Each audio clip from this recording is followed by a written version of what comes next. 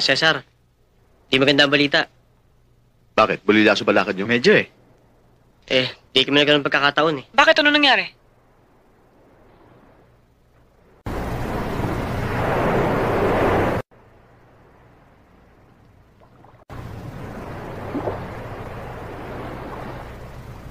Sino siya? Labas-pasok ako ng bilibid. Kung di hold up, trouble ang asunto ko. Alam ko ngayon, shoot to kill na ako. Dahil itinumba ko lahat ng barkada ko. Baka may topa ka sa ulo kaya mo pinatay mga kaibigan mo.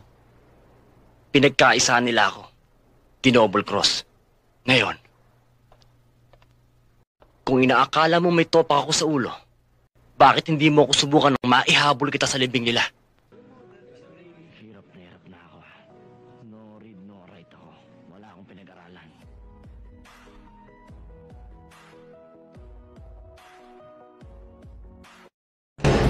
May mga anting-anting yata itong mga to.